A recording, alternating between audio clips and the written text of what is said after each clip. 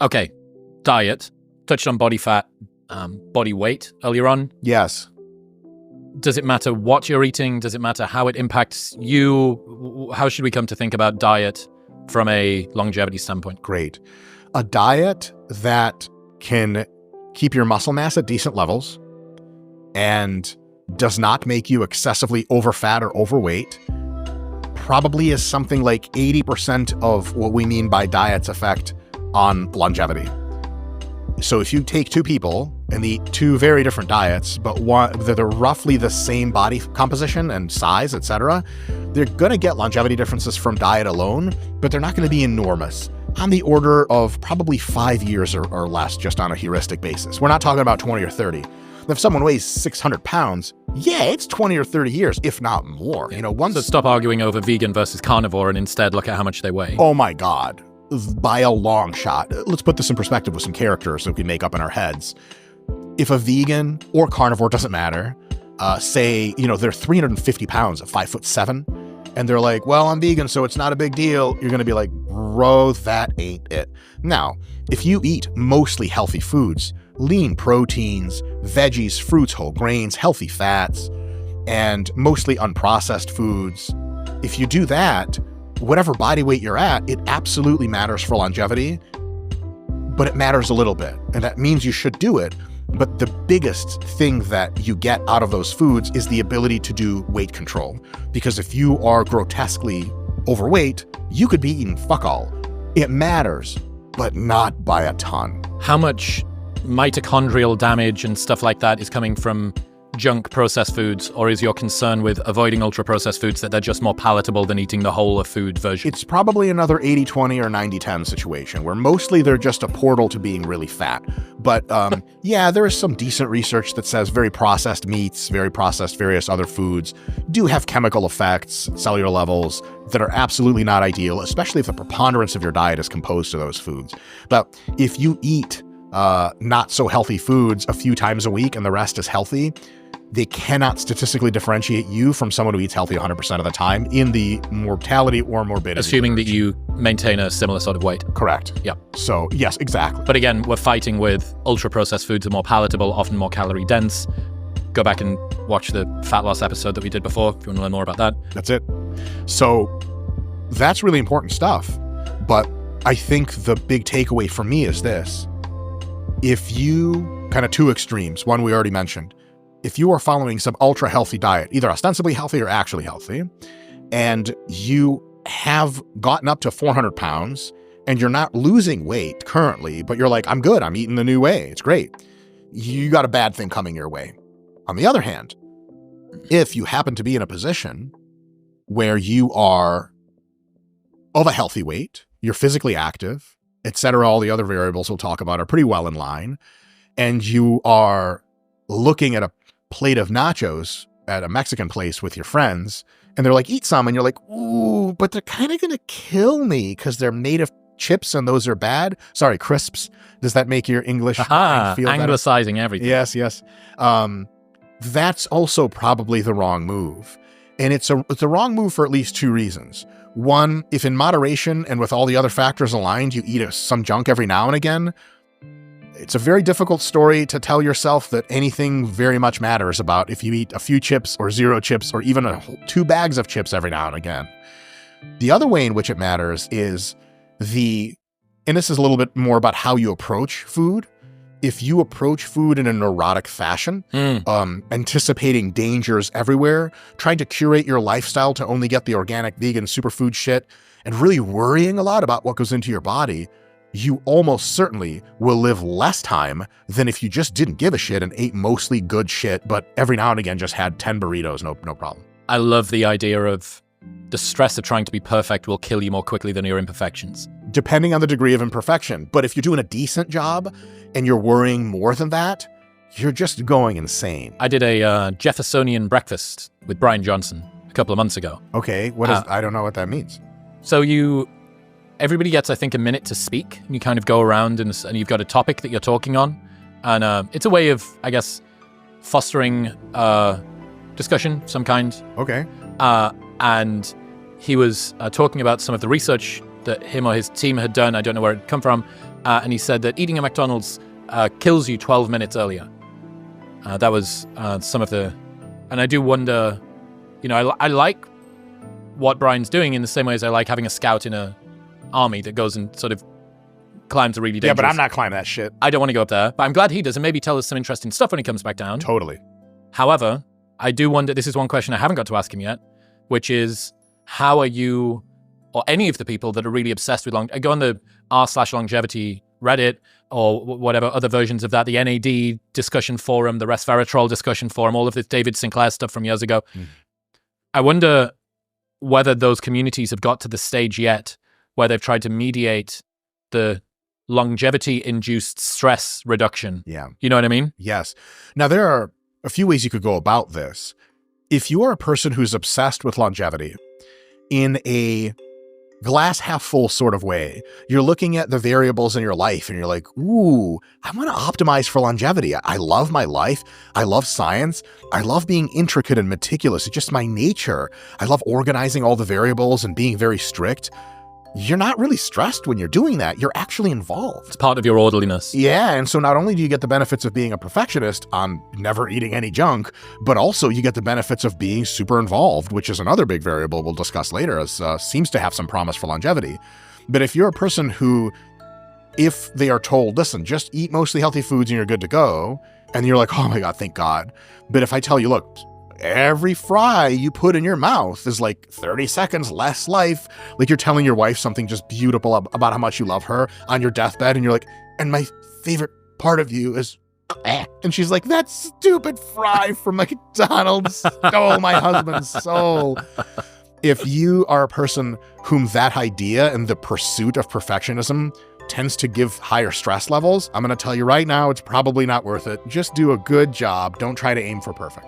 Your body weight matters much more than the specifics of your diet. Diet is primarily a tool meant to help you manage your weight through avoiding hyper-palatable, ultra-processed foods. The specifics of the diet itself matter a lot as well, but if your weight is far outside the healthy range, you'll get most immediate health benefits by just cutting weight. Cutting requires caloric restriction though, which is far easier to achieve when you're eating natural foods that were not scientifically engineered specifically to make you addicted to them, unlike most ultra-processed foods. So you can get double the benefits by both eating an ancestral type of diet, consisting mainly of non-ultra processed food like meat and vegetables, and also losing weight is way easier with healthier food. Your future self will thank you. Let's say that we're going to go to the other side of the fence now. There are guys listening who want to naturally improve testosterone production. What are the big movers? What would you suggest? I mean, this is going to sound like a real crap answer. I don't think there is a bigger way to naturally increase testosterone than adequate sleep and reduction of cortisol. I think hypercortisolemia, stress, probably has the greatest negative impact behaviorally on the endogenous production of testosterone, probably through the pituitary gonadal axis. And how much can it move the needle? Probably to the tune of 300 or 400 nanograms per deciliter. So if you're not sleeping well and you're under a lot of stress, it's very easy to end up hypogonadal. And therefore fixing that, I think, is far more beneficial than sort of the litany of supplements out there that may or may not have marginal benefit. So now for women, there's a different answer, but for men, I would say that that's the answer. The hard charging dude that's, maybe mid-20s, crushing it in the office, going to the gym, maybe partying on a weekend once or twice, bit of alcohol, whatever. This becomes kind of vicious feedback loop, which is precisely why men are looking to things like TRT, because of how hard they're potentially pushing themselves during the week. Yeah, and I think that so to that guy, what I would say is, why do you want to replace your testosterone? So let's say he goes and gets checked out and his testosterone is 300 nanograms per deciliter, which, probably puts him at the 10th percentile for a man his age. So undoubtedly that would qualify as hypogonadism. So the question is, do you want to fix that because you don't like the number?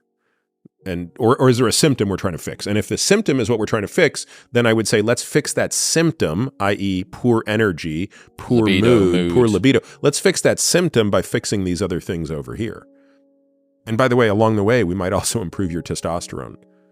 But again, like I guess I don't treat that type of patient. So maybe someone who does is listening to me and saying, well, you don't understand. And, that guy, even though he's only 24, we're never going to get him out of that spiral if we don't normalize his testosterone. And, again, that wouldn't be my approach, but I want to be mindful of talking about something I don't do for a living. What about women? Yeah, I think with women, we have one more trick up our sleeve, which is DHEA. So again, doing all of the normal behavioral stuff, but it's a little harder to make the connection in women. And this is something I actually learned kind of recently, because I used to be very dismissive of DHEA because in men it has no effect whatsoever. But DHEA, of course, is what allows for adrenal production of testosterone. And the reason it has no impact on men is if you increase a guy's testosterone by 40 milligrams per deciliter, which is about what you're going to get from adrenal production if you maximize it, you don't move the needle at all. So taking a guy from 300 to 340 is doing nothing. But if you took a woman from 40 to 80... What's a typical woman's range? Well, like it depends by age, and it also somewhat depends on where she is in her cycle. But I would say, normal for a young woman might be 60 to 100 nanograms per deciliter. Yeah. So if a woman is, symptomatic and she's 30 and you take her from 30 up to 70 with just the addition of oral DHEA, like that's a win. Are there risks? The biggest risks for women at that level are, the side effects, I would say, right? So you're looking at increased acne, maybe body hair. At that level, you're not going to get any of the other real risks that we see with TRT lower in voice, women. Blah, blah, yeah, clitoral enlargement, voice deepening, and all that stuff. You're not going to get that at those doses. Have you got an opinion on the NoFap movement? That's something that's put forward as a potential solution for guys with low T. I'm sorry, I don't even know what it is. Let me teach you about NoFap. This is my speciality. It's men purposefully abstaining from orgasm, either from themselves or with other people. Why? Because it's an internet subculture and the internet likes trends. And this has been What does it have to do with the T situation? That there are guys out there who have created a link between the frequency of ejaculation and their masculinity, both inverse relationship or direct relationship. The more that you do it, the more your energy is sapped. I see. Got it. Have you ever seen? Has this ever been clinically observed in any form? I can't say it. If it has, I'm not aware of it. What a shame. Geroscience researchers report an astounding case study of a 93-year-old with the physical fitness of a 40-year-old. This was the rower that I wrote about a few weeks ago. Tell me the story of this. Yeah, it's an interesting fellow. He was not a lifelong athlete at all, right? So that's the beautiful part of the story in my book. If you're listening to this and you're a normal person, so was he. And he just kind of took up rowing, like classes, rowing classes. You get on a rowing machine and you just sort of do it. And he just took such a love to this thing and got so good that at the ripe old age of 93, I think his VO2 max, I don't remember if it was reported in the article or if we tried to back calculate it based on his times, but he at least from that perspective, from a rowing perspective, would have the fitness of a great 40-year-old. Now, I don't want to misrepresent and say that he's a 40-year-old because he's not, right? He doesn't have the muscle mass of a 40-year-old, although he does have very low body fat, right? So if I recall, his body fat was probably 16%, which is outstanding. Is his muscle quality the same as yours? No.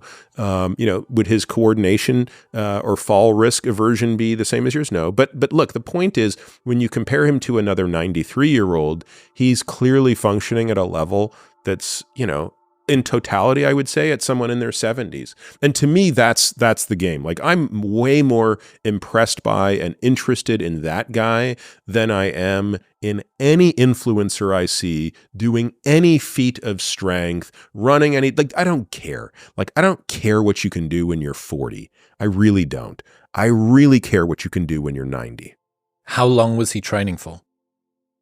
Decades. This was not... Oh, so he'd fallen in love with rowing at 60 in his or 60s or something. Right. Yes, exactly. Okay. And he'd accumulated this capacity over time. Yeah. So think of him like a guy who, didn't really accumulate much wealth until he was 60, and then Started investing, but was an amazing investor and a consistent investor, and compounded and compounded and compounded. And in his 90s, he's a billionaire. And it's sort of like, wow, how did this guy just become a billionaire in his 90s? Well, I mean, he did all this incredible stuff for the past 30 years. Now, the good news is you can start that at 30 and be a ridiculously fit 60-year-old. Mm-hmm. And by the way, you'll be a ridiculously fit 90-year-old as well. Yeah, it's cool to hear stories like that, because I think we've turned such a corner with our understanding of health and fitness within the last, even just communication about anything. It's emotions, meditation, history, philosophy, whatever. But there must be a number of people, especially like my parents' generation, who feel a bit miffed about the fact that, God, if I'd known this when I'd been able to hold on to my health as opposed to doing it now when I'm in my 60s, that sucks. But you have this example of a guy who did do that in, what would be considered serious later life, especially for an athletic career to begin, or a health and fitness regime, and has shown just how powerful that is. Like I think that's it's a very cool story. Yeah, so he's kind of like the poster child for this centenarian decathlon that I love to talk about, right? It's the mental model for what I train for, what our patients train for, and what we really kind of care about. Most people would largely benefit from longer sleep with consistent bedtime and better stress management. If you're a man who's currently suffering from chronic stress or undersleeping, fixing those problems might boost your testosterone alongside certainly making your life better.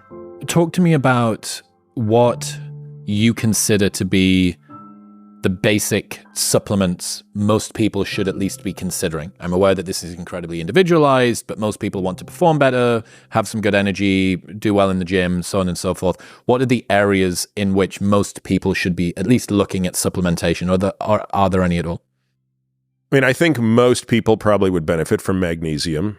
So you have to then decide on which ways to take it. I did a whole podcast on this because it is complicated, and you want to talk about the speed with which magnesium gets absorbed. Are you talking about organic, inorganic? Are you taking it more for performance and avoiding cramping? Are you taking it more for GI regularity? Are you taking it more for cognitive benefits? So all of those would be different forms. I actually take 3, maybe 4 different forms of magnesium. So I'm keeping track of both the total elemental magnesium I'm getting, but more importantly, the form I'm getting it in and how I'm kind of titrating each one to these benefits. And what are you going for there? All of the above, right? So it's GI function, it's muscle function. Which ones I'm taking? Yeah. So Slow Mag is my favorite for, as its name suggests, slowly absorbing magnesium. So, minimizing any PVCs and cramping, basically. For a person like me who's very active, sweats a lot, live in Austin. Then I take magnesium oxide, which is kind of more the GI version of that. And then I take magnesium L-threonate, which is the cognitive part of that. So that's the one that gives you better cognitive absorption. I'm trying to think if I take a 4th one. I probably have some magnesium and something else I'm taking, but those are the big 3. Okay, magnesium? Yeah. Creatine, monohydrate. At? 5 grams daily. I don't think it matters when you take it, truthfully, but the most predictable and routine time for me to take it is during a workout. So just mixing it in with electrolytes and water and drinking it. Put it in with something else that you're already drinking. Exactly. Yeah. Otherwise, I'll forget to drink it. I can't remember.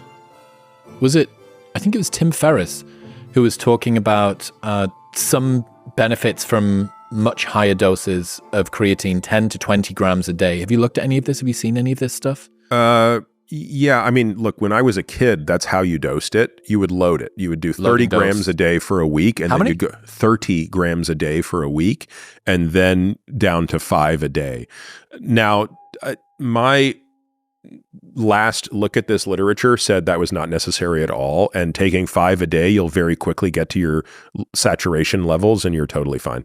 Is there a size of human for whom, if you're 260 pounds, should that be a little bit more? That's possible. And if you're a 120-pound woman, 110-pound woman, maybe, would you keep it at 5?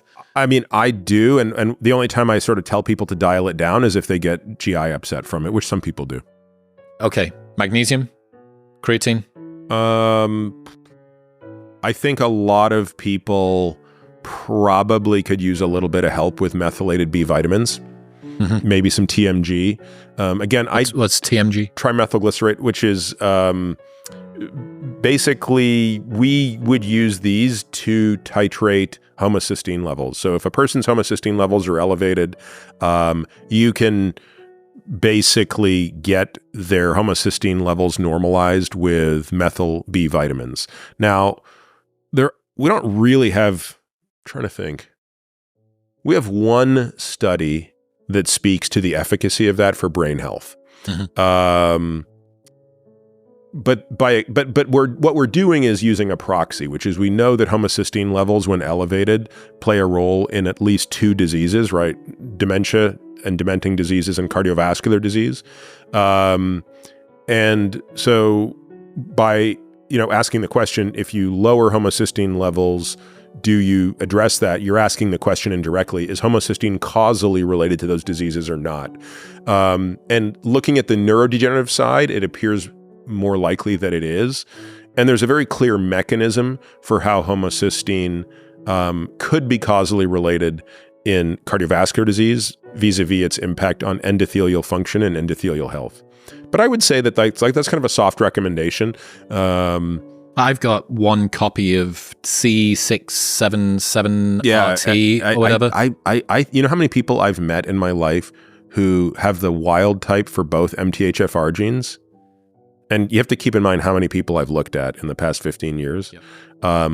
I've seen 2 people that have the wild type. So everybody has one of the SNPs on these genes. I actually think they should be the wild type, truthfully. Yeah, I think we've got it backwards. Well, we had to, when we recently did a reformulation of Newtonic to drink, and I was like, guys, can you just check? We're using natural folate for this, right? And we're like, yeah, we are. And I was like, we're using methylcobalamin, right? We're using methylated B12. And they're like, yeah, we are. But you just don't realize how many, especially if you are thinking about homocysteine levels, if you're thinking about how you're taking B vitamins, and you're not thinking about that. It's just totally not, this could be like folic acid, or this could be the non-methylated version of the B vitamins. It's really interesting. I take theracumin. What's that? It's like activated cumin? Curcumin, yeah. It's basically a more liberated form of curcumin, so more bioavailable. Liquid? No. Capsules? Yeah. Okay. What dose? Just more expensive. Good question. I don't remember the dose. It might be 300 milligrams, but I'm not sure. Okay. It's amazing. For how often I'm asked this question, you'd think I would know this better.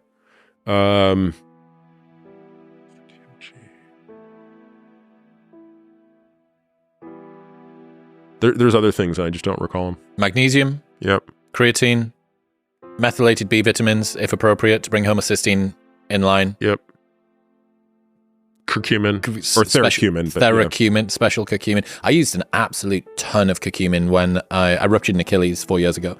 And I went through playing cricket, the British way. And I just threw the kitchen sink at it. It was COVID. I had nothing else to do. So I asked every person that I could, how can I keep inflammation down? How can I... So...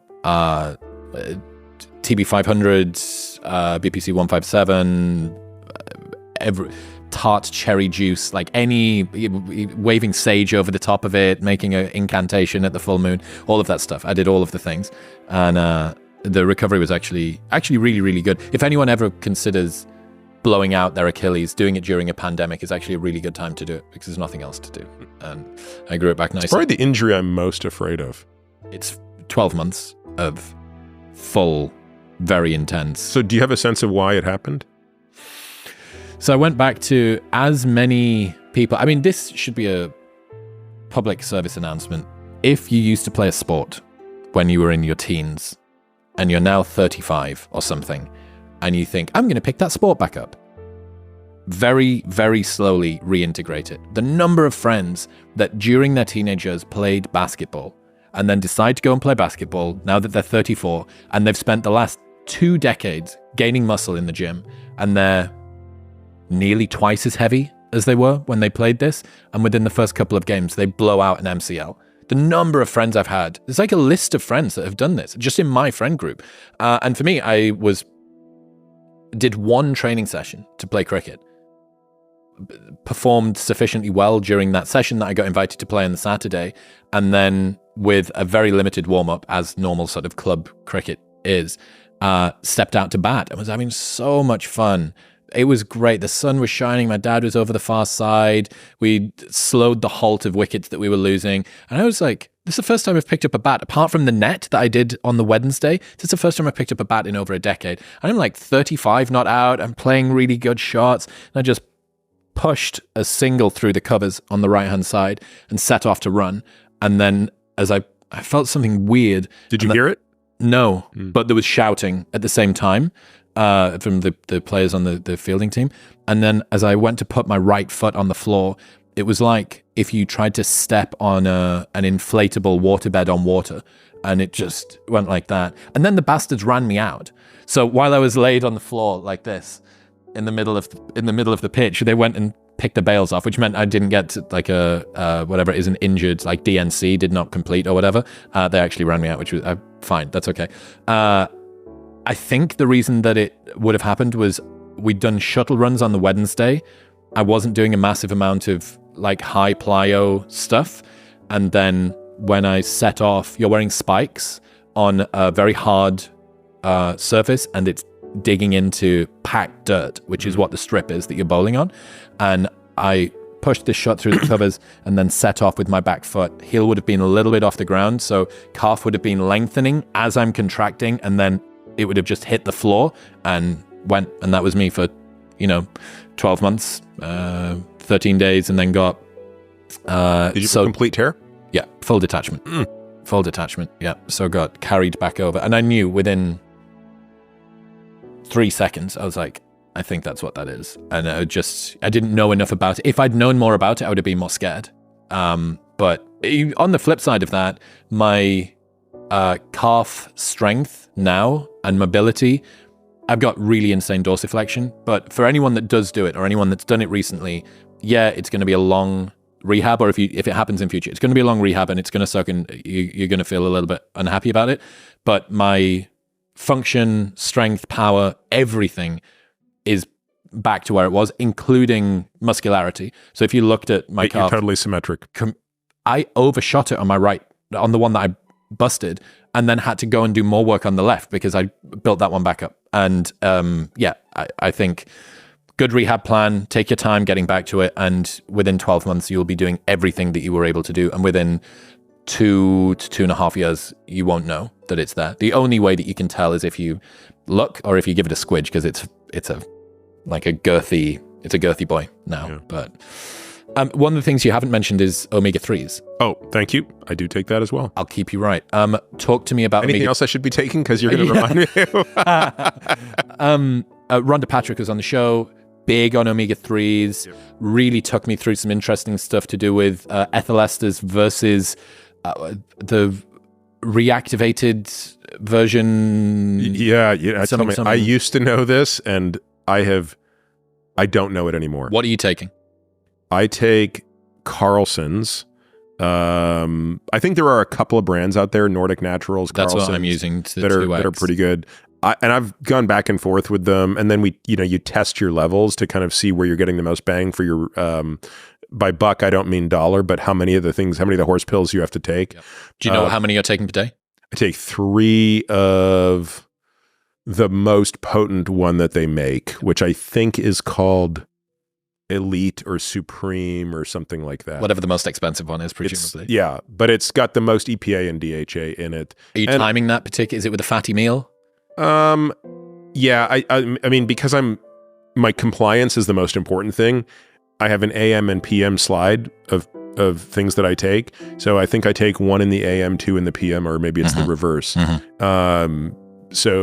But the point is, I just know I used to take 2 and 2, but I've titrated it back a little bit. So I'm doing it based off what the EPA and DHA levels are in the red blood cell and the membrane. Yeah. It's and I'm sort of trying to keep it between 10 and 12%. It's just, for me, cooking seafood at home is so rare. Like it's all of the other thing. Red meat, ground beef, even liver is more likely to do that than for me to actually think, I should buy salmon. And it's just one of those things that kind of doesn't really appeal to me. And I often try and do it when I go out for food. One thing I've fallen in love with over the last year is oysters. Dude, I love oysters now. This is what being an adult is. You drink coffee and you have oysters. But I've really enjoyed that. But at home, it just doesn't factor. So for me, supplementation when it comes to that, I think is probably really important. Magnesium, creatine monohydrate, methylated B vitamins, activated curcumin, omega-3s. This is the list that Peter Attia follows. Thank you so much for watching. If you actually watched 30 minutes of this, you're a real one. Thank you very much again. I actually save up videos like this on my playlist so I can revisit them later. I hope this video was very valuable for you, as it was for me. I hope you learned something new. And if you want to see more videos like this and hopefully learn something useful in the future, I encourage you to leave a like under this video, maybe leave a comment, and of course subscribe. Thank you very much again. Have a great day.